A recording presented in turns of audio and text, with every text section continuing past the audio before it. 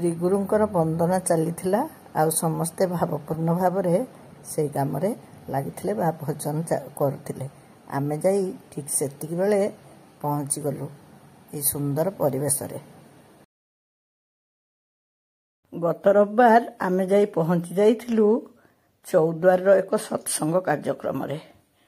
एठिकी जिबार सुजोग पाइथिलु पूज्य स्वामी शिवचिदानंद जी जोगु।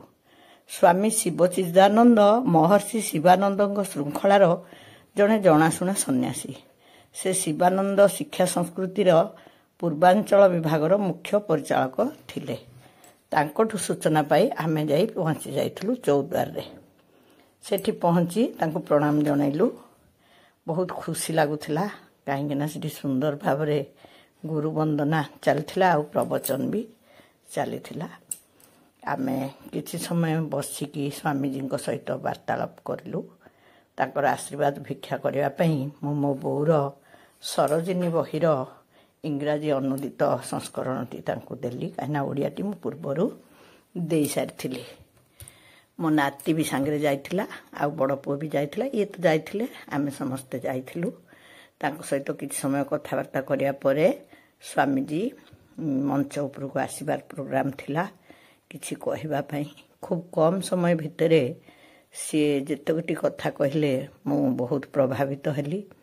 दान जप आउ केमती निजो केमती चिंता मुक्त करिवो बा माया तो संसारर माया। आमे संसारी लोक जेते साधु संत हमको सूचना देले भी माया को छाड़िबा आम पक्षे कष्टकर। तथापि से जो भलिया सहज आ प्रांजल भाव रे बुझेले मते बहुत भल लागिला। तांकर पूर्वाश्रम मध्य आध्यात्मिकता सह ओतप्रोत भाव जड़ित थिला।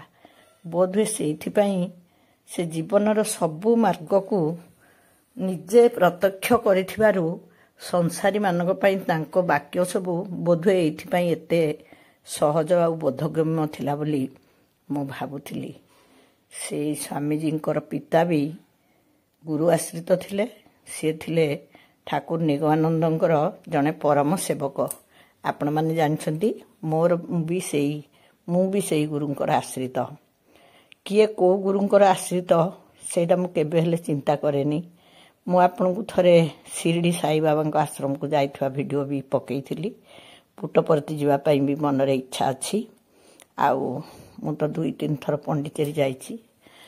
जेमती आमर आध्यात्मिकता आ धर्म भितरे मते जो प्रभेद अनुभूत हुए गुरुवाद आ गुरु किए को गुरु से भितरे भी मु से भली प्रभेद अनुभव करे। मु भावे जे प्रत्येक गुरुंकर लक्ष्य समान आ प्रत्येक गुरुंकर आवश्यकता रहिछि। हेले आमे माने किए को गुरुर आश्रित सेटा न भाबिकी आमे गुरु आश्रा करि पारचे माने निजुको भाग्यवान मन करबा कथा। आ एटा भी प्रकृत जने गुरुंक संगे संबंधित हो गला परे तांको आशीर्वाद रु बोधे बहुत कथा जानी ही जाए। मते काहेकि सेमती अनुभूत हुए। आ मु भाबे गुरु पाइबाटा गोटे बहुत बड़ सौभाग्य जहा मते प्राप्त होईची। हुए तो को जन्मर कर्मफल रु आ मु प्रत्येक गुरु को सम्मान करे। आ बहु साधु सन्त सहित संश्लिष्ट हो रहिबारे आनंद लाभ करे। ए सब कथबार्ता परे आमे सेठी प्रसाद सेवन कलु। आ प्राय 2टा-2:30 बेलू आमे से जगह छाड़िलु। स्वामीजी कथा भाबुथिली। स्वामीजी पूर्वाश्रम रे सरकारी महाविद्यालय संस्कृत अध्यापक थिले। आउ तांकर संसार भी थिला। अथच आज से केमिति निजको उत्सर्ग कर देइछंती एई समाज पई।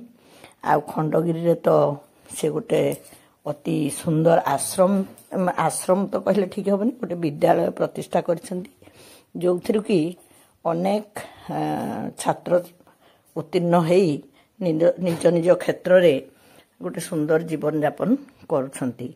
एइटा थिला दिव्य जीवन संघ चौद्वार शाखा कपालेश्वर। आमे जोठी जाइथिलु दिनटी बड़ खुशी रे कटिगला। आमे भारी खुशी रे भी फेरुथिलु। नाटी थिला जंगलर शोभा खूब सुंदर लागुथिला। भाद्रव मास सबुआड़ सबुज दिनटा भारी खुशी लगुला।